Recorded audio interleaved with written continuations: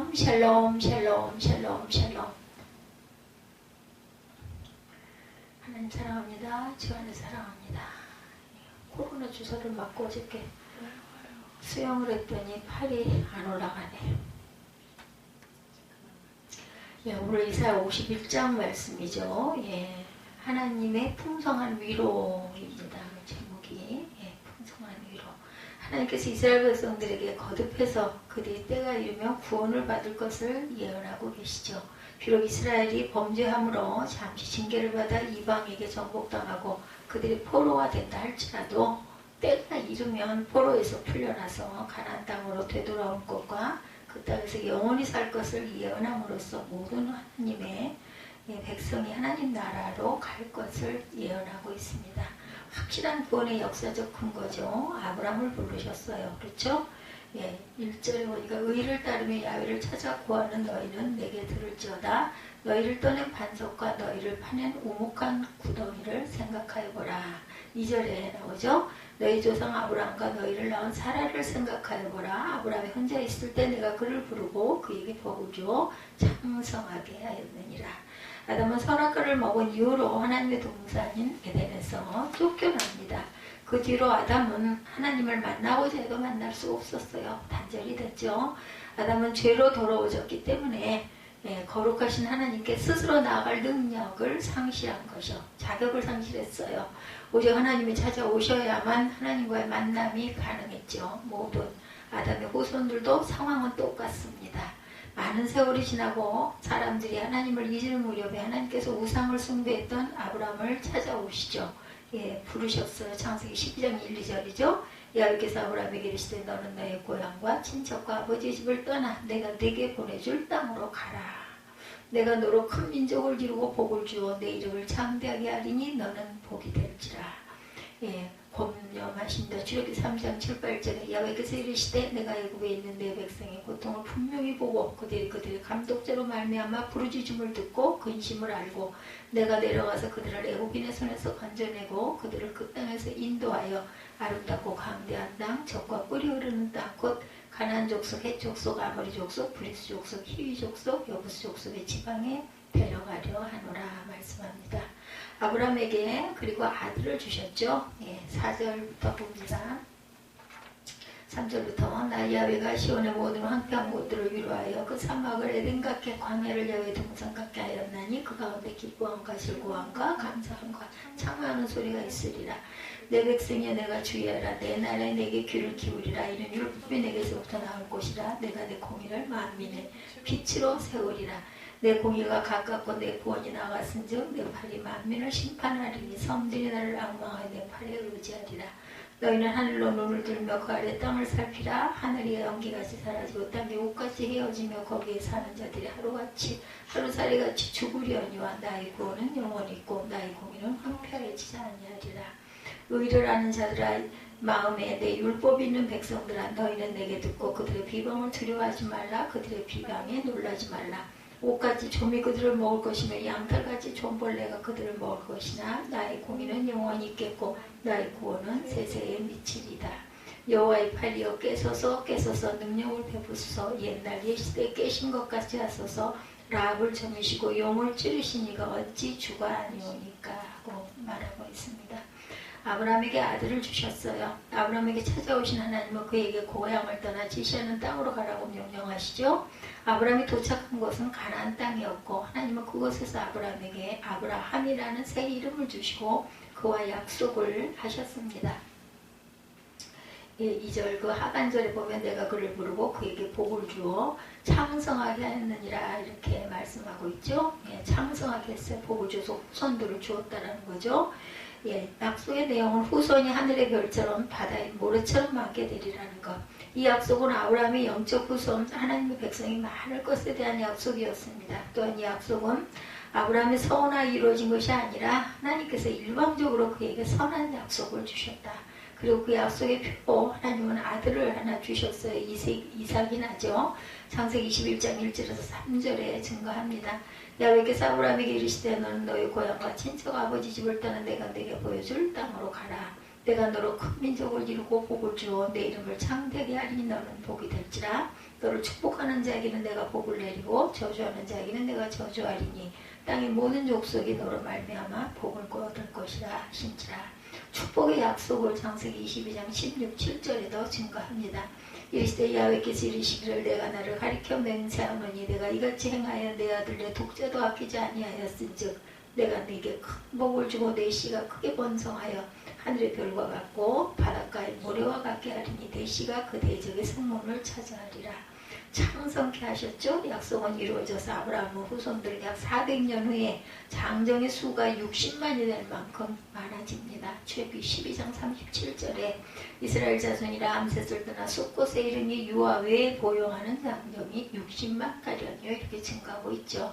그리고 그 많은 후손들이 애굽의 노예로 있을 때도 친히 찾아오셔서 그들을 노예 상태에서부터 구해주시죠. 이 사건은 하나님께서 자기의 모든 백성을 죄로부터 해방하실 것을 예표하는 사건이었습니다.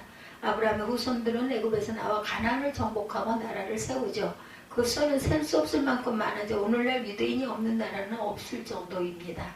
한편 아브라함의 영적 후손들은 지금 모든 그의 혈통적 후손보다 수백 배, 수천 배나 많죠.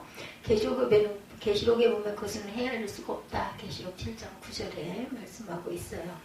60만의 장정 출애굽기 12장 37절에 이스라엘 자손이 람셋을 떠나 숫곳에 이르니 유아 외에 보용하는 장정이 60만 가량이요.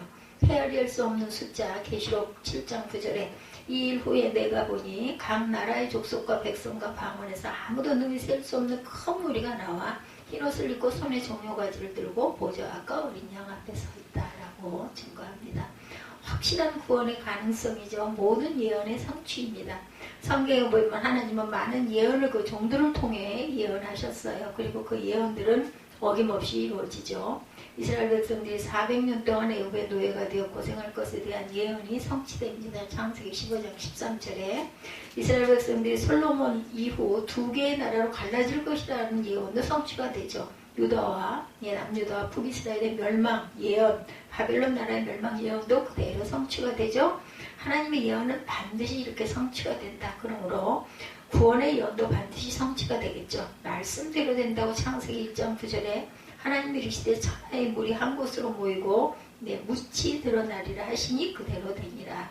예언의 성취입니다. 다니엘 11장 36절에 그 왕은 자기 마음대로 행하며 스스로 높여 모든 신분보다 크다 하며 비상한 말로 신들의 신을 대적하며 형통하기를 분노하심이 그칠 때까지 하리니 이는 그 작정된 일을 반드시 이룰 것이니라.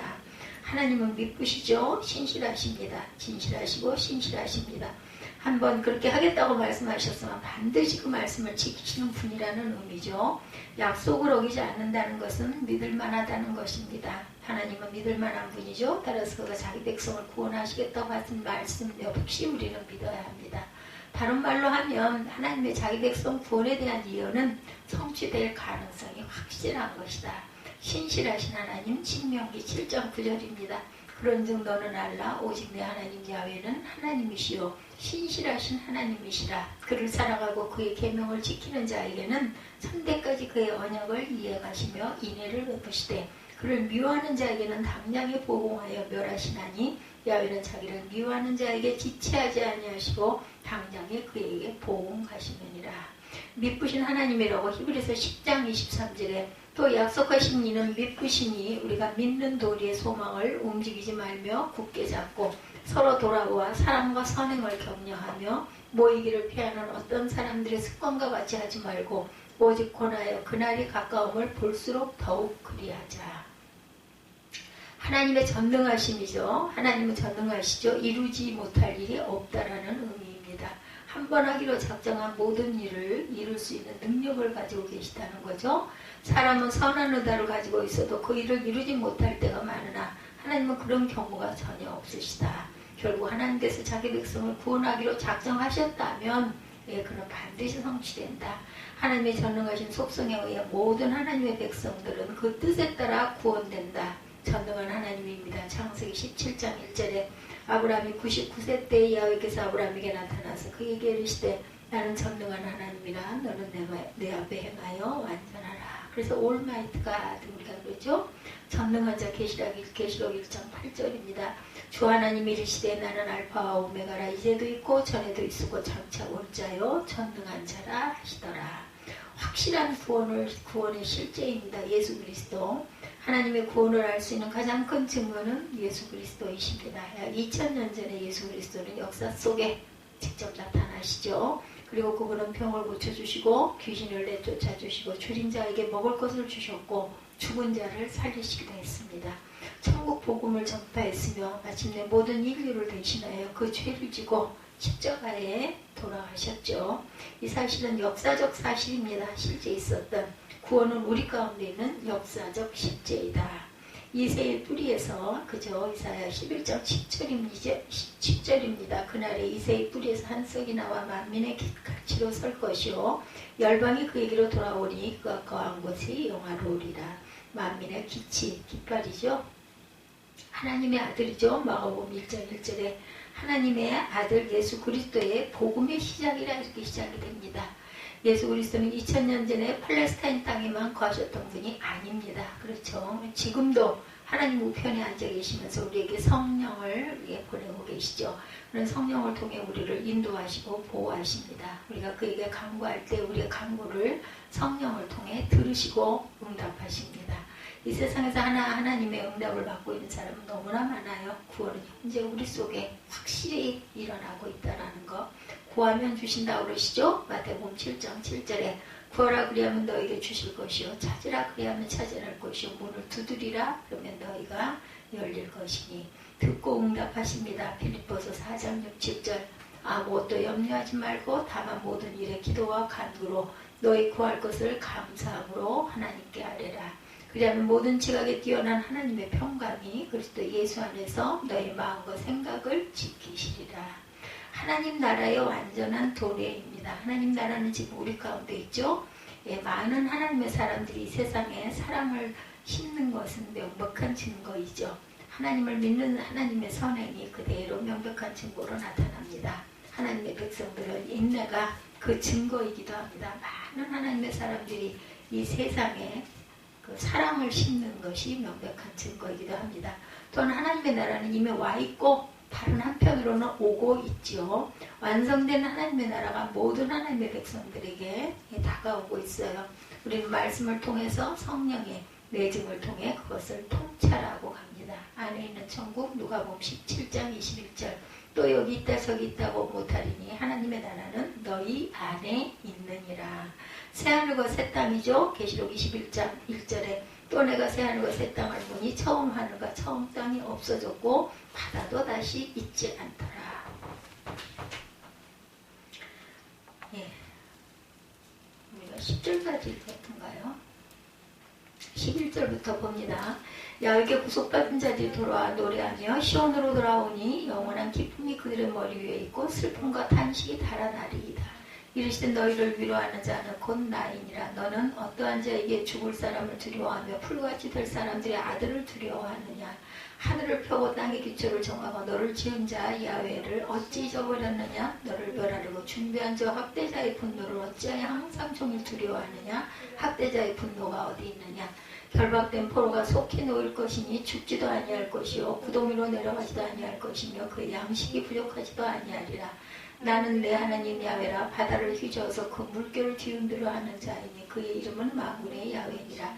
내가 내 말을 내 입에 두고 내 손끈으로 너를 덮었나니 이는 내가 하늘을 펴서 땅의 기초를 정하며 시온에 이르기를 너는 내 백성이라 말하기를 위함이니라. 야훼의 손에서 그의 분노의 잔을 마신 예루살렘이여 깰지어다 깰지어라 일어설지어다. 내가 이미 비틀거름을 치게 하는 그 잔을 마셔 다 비웠도다. 내가 낳은 모든 아들 중에 너를 인도할 자가 없고 내가 양육한 모든 아들 중에 그 손으로 너를 이끌 자도 없도다. 이 두 가지 일이 내게 닥쳤으니 누가 너를 위하여 슬퍼하랴. 곧 황폐와 멸망이요 기근과 칼이야. 누가 너를 위로하랴. 내 아들들이 곤배하여 그물에 걸린 영양같이 온 거리 모퉁이에 누웠으니 그들에게 야훼의 분노와 내 하나님의 견책이 가득하도다. 그러므로 너 공고하며 포도주가 아니라도 취한 자의 이 말을 들으라. 내 주 야훼 그의 백성의 억울함을 풀어주시는 내 하나님이 이같이 말씀하시되 보라 내가 비틀거름치게 하는 자 곧 나의 분노의 큰 잔을 내 손에서 거두어서 내가 다시는 마시지 못하게 하고 그 잔은 나를 괴롭게 하던 자들의 손에 거두리라. 그들은 일찍이 내게 이르기를 엎드리라. 우리가 넘어가리라 하던 자들이라. 너를 넘어가려는 그들에게 내가 허리를 땅과 밖에 길거리와 같게 하였느니라 하시니라. 23절까지 전체 내용. 그래서 결론은 51장의 결론은 하나님의 자기 백성 구원은 충동적인 계획이 절대로 아니다. 그렇죠? 세계 창조 이전에 세워진 진실된 것이고 정당한 것이다. 그렇게 세워진 구원 계획은 인간 역사 속에 진행되어 가고 있습니다. 지금도 그 성경에 나와 있는 말세의 징조들이 너무나 많이 나오죠. 그 역사의 진행은 하나님의 구원 계획이 확실하다는 것을 보아야 믿는 어리석은 인간들에게 증거하고 있다. 또한 현재 모든 것들이 그것을 증거하죠. 그러므로 우리는 구원을 받아들이고 믿는 가운데 천국 시민으로 살아가야 할 것이다. 오늘 하나님의 풍성한 위로 1절에서 8절까지의 내용으로 함께 은혜를 나눕니다. 이 세상에는 위로와 격려가 필요한 사람들이 많이 있어요. 저도 오늘 새벽에 문득 그런 생각이 들더라고요. 끝으로 가고 있는데 참 많이 인생은 외롭고 혼자라는 말이 맞구나 하는 생각을 했습니다. 뭐 성공했다는 사람, 세상에서 잘 나가는 사람, 건강한 사람, 또한 승리한 사람보다 열심히 살았는데 결과가 좋지 못한 사람, 최선을 다했는데 목표에 가지 못하고 좌절한 사람에게 위로와 격려가 상당히 필요한데도 불구하고 그런 사람일수록 외로움을 느낍니다. 아, 나는 세상에 혼자구나. 그래서 하나님이 계시구나 하는 생각을 오늘 새벽에 제가 했어요. 위로와 격려가 필요한 사람의 특징은 자기 스스로 힘으로 어찌할 수 없다는 것을 깨달아 아는 사람들, 평생 건강이 좋지 않았던 사람은 건강을 잃어버린 사람이 얼마나 위로와 격려가 필요한지 잘 압니다. 혹시 우리 주변에 건강을 잃어버린 사람, 특히 난치병, 불치병 진단을 받은 사람들 주변에도 보면은 문득문득 많죠. 그런 것으로 보면 저는 얼마나 행복한 사람인가 하는 생각도 또한 듭니다. 그래서 혼자 왔다 혼자 간다라는 이야기들을 많이 해요. 돌아가고 돌아가면서 그런 걸 깨달는 거죠. 일찌감치 깨달지를 못하고. 그렇기 때문에 하나님은 반드시 계시는 분이고 제 안에 항상 함께 동행하고 계십니다. 그런 분들일수록 하나님을 더욱 깊이 깨닫고 느끼는 또 축복도 있을 수 있다는 것. 세상에 영화 속에 성공 속에 있는 사람들은 그런 걸 느낄 겨를도 없을 수가 있어요. 그렇죠? 그래서 병에 대한 좌절감, 평생을 어떻게 살아야 하는 불안감들이 있죠. 이분들에게 위로와 격려가 상당히 필요합니다. 위로자를 찾으시는 하나님, 재정적으로 파산을 하신 분은 하나님 자기를 도와줄 사람이 없는 것 같을 것입니다. 집도 없고 끼니조차 걱정을 해야 하는 사람은 얼마나 마음이 가난하고 얼마나 두려움은 또 얼마나 클까 하는 생각도 합니다. 갑자기 자연재해를 당한 사람도 마찬가지입니다. 지진과 태풍과 쓰나미, 산불 등을 만나 삶의 터전을 순식간에 잃어버린 분들도 마음이 가난해집니다. 전쟁의 한복판에 서 있게 된 사람들, 그래서 포로로 끌려간 사람들의 심정이 어떨지 이런 사람에게도 위로와 격려가 필요하겠죠. 육체장애, 정신장애, 인격장애를 가진 분들, 인격의 장애가 있는 분들은 자신들에게 장애가 있는지를 또한 그것조차도 모르는 사람들도 있죠. 나는 정상이다 지극히. 그런 분들에게 물어보면 모두 다 자신은 정상이라고 얘기하죠. 이런 분들을 또한 얼마나 고독하고 외로울까. 주변에 사람이 없어요. 이런 사람들에게도 위로와 격려가. 근데 사람의 위로와 격려는 순간입니다. 하나님의 위로와 격려가 영원하죠. 포로로 잡혀간 이스라엘 백성들은 너무 지치고 힘들었어요. 지금 하나님께서 이스라엘을 위로하고 격려하셨죠. 1절부터 8절 말씀을 보면 위로하고 격려하신 하나님의 4가지 모습이 나타납니다. 51장 1절부터 천천히 보면서 의의를 따르며 야훼를 찾아 구하는 너희는 내게 들을지어다. 너희를 떠낸 반석과 너희를 파낸 우묵한 구더기를 생각해보라. 이렇게 얘기하죠. 하나님께서 의를 따르며 축구하며 야훼를 찾는 사람들아 라고 부르시는 것에 초점을 맞춰봅니다. 이 말씀을 보면 하나님께서는 두 종류의 사람을 위로하고 격려하시죠. 첫째는 정의롭게 살려는 사람들입니다. 의를 따르며 정의롭게 야훼를 찾아 구하는 너희는 내게 들을지어다 이렇게 말씀하죠. 둘째는 하나님을 찾는 사람, 최선을 다하는 사람, 정성을 쏟는 사람, 정직하고 진실하게 살려는 사람, 하나님을 찾는 사람들에게 하나님의 위로와 격려가 온다라는 거죠. 악인에게 무슨 위로와 격려가 필요하겠나. 불성실한 사람, 게으른 사람, 사기꾼이나 도둑질하는 사람들에게 무슨 위로와 격려가 필요하겠습니까? 불량배에게 위로와 격려가 필요 없죠. 1절에 하나님께서는 위로하고 격려하는 사람은 정의를 추구하며 야훼를 찾는 사람이다. 의롭게 살아보려고 정직하게 살아보려고 정의를 추구하는 사람에게는 하나님의 위로와 격려가 있습니다. 비록 정의롭지 못하고 정직하지 못해도 하나님을 찾는 사람에게는 위로와 격려가 반드시 필요하다. 예레미야 33장 3절을 보면 하나님께서 내게 부르짖으라. 그러면 내가 내게 응답하겠다 그러죠. 내가 알지 못하는 크고 은밀한 것을 내게 보여주겠다라고 말씀을 하십니다. 시편 50편 15절에서도 고통받을 때 나를 불러라. 내가 너를 건지겠고 내가 나를 영화롭게 할 것이다 라고 말씀합니다.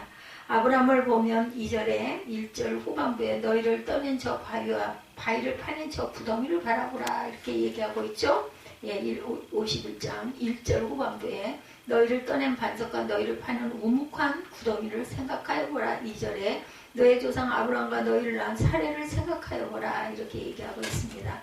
아브라함을 바라보라. 시편 50편 15절에도 고통받을 때 나를 불러라. 내가 너를 건지겠고 내가 너를 영화롭게 할 것이다 라고 말씀합니다. 2절에 보면 오늘 1절 후반부에 너희를 떠낸 저 바위와 너희를 파낸 저 구덩이를 바라보라 하셨는데 이것은 무엇을 의미할까? 대답이 2절입니다. 너의 조상 아브라함과 너희를 낳은 사례를 바라보라. 내가 그를 불렀을 때 그는 혼자였지만 내가 그에게 복을 주어 그 자손을 많게 했다 이렇게 말씀하죠. 2절에 보면 하나님의 위로와 격려의 방법이 나오죠. 첫째, 하나님은 믿음의 조상 아브라함과 사례를 바라봐라 말씀하십니다. 1절에서 말하는 떠낸 바위와 파낸 구덩이는 아브라함과 사례를 의미한다는 것을 알 수가 있습니다. 갈대아 우리 한 이방인이 살고 있었어요. 어느 날 하나님께서 이 이방인을 찾아와서 말씀하십니다. 너는 본토 친척 아비 집을 떠나 내가 네게 지시한 땅으로 가라.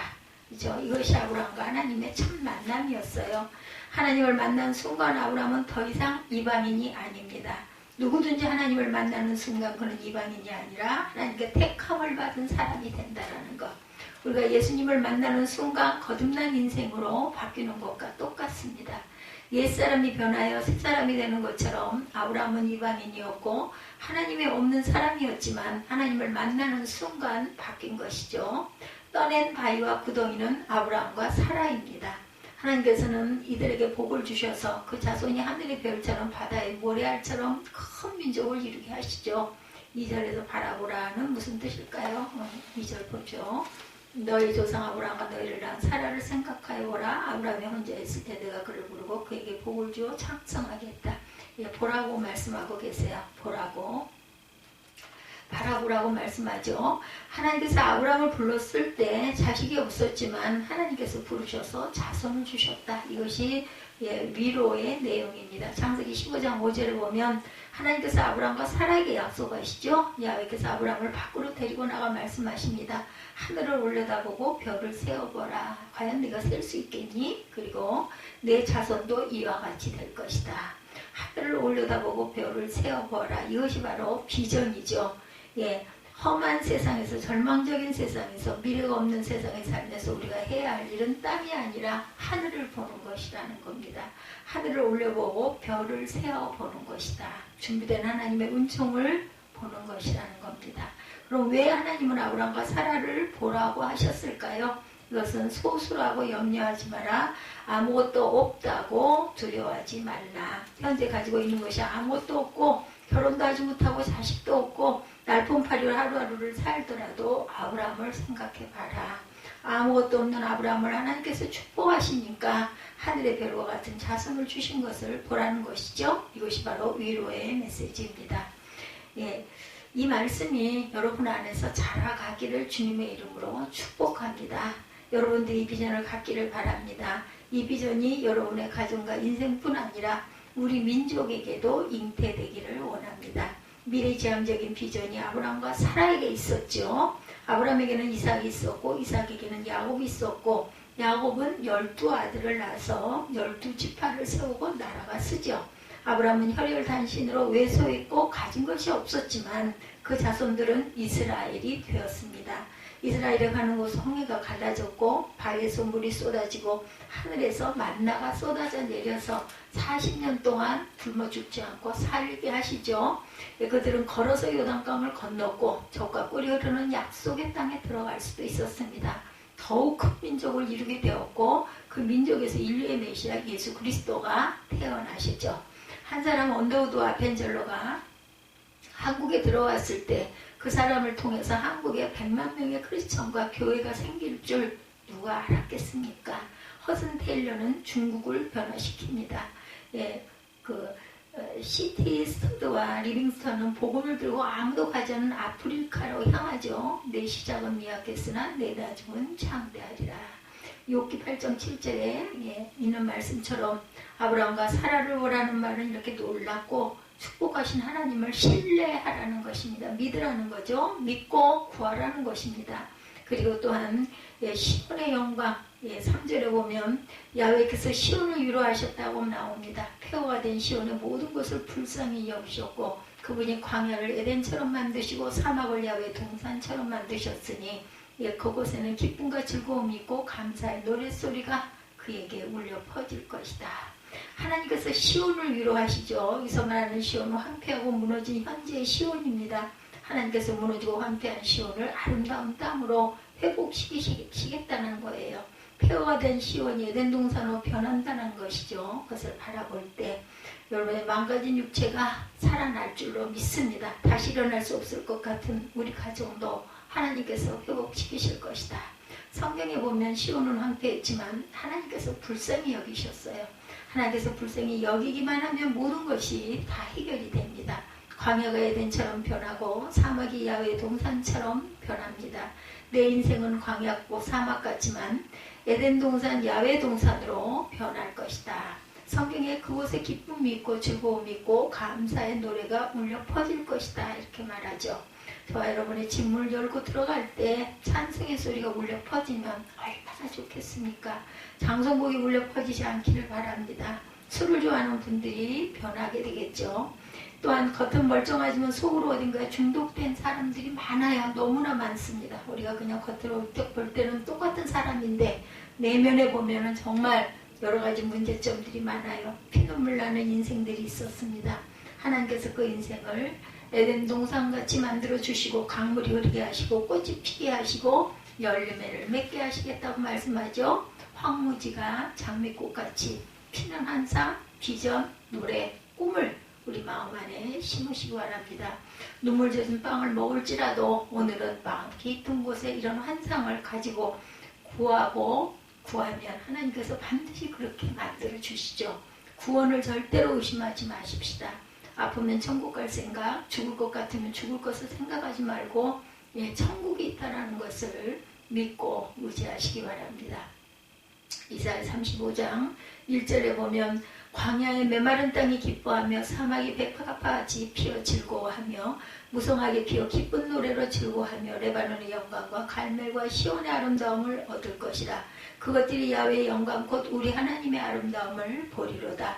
너희는 약한 손을 강하게 파며 떨리는 무릎을 굳게 하며 겁내는 자들에게 이르기를 굳세어라. 두려워하지 말라. 보라 너희 하나님의 오사 보복하시며 갚아주실 것이라. 하나님의 오사 너희를 구하시리라 하리라.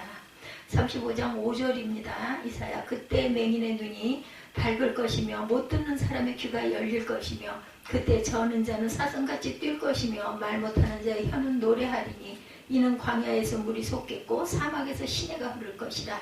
뜨거운 사막이 변하여 못이 될 것이며 메마른 땅이 변하여 원천이 될 것이며 승야에 눕던 곳에 풀과 갈대가 부들이 날 것이며 거기에 대로가 있어 그 길을 거룩한 길에 일컫는 바 되리니 깨끗하지 못한 자는 지나가지 못하겠고 오직 구속함을 입은 자들을 위하여 있게 될 것이라. 우매한 행위는 길로 다니지 못할 것이며 거기에는 사자가 없고 사나운 짐승이 그리로 올라가지 아니하므로 그것을 만나지 못하겠고 오직 구속을 받을 만한 자만 그리로 행할 것이며 야외의 속량함을 받은 자들이 돌아오되 노래하며 시온에 이르러 그들의 머리 위에 영영한 희락을 띠고 기쁨과 즐거움을 얻으리니 슬픔과 탄식이 사라지리로다.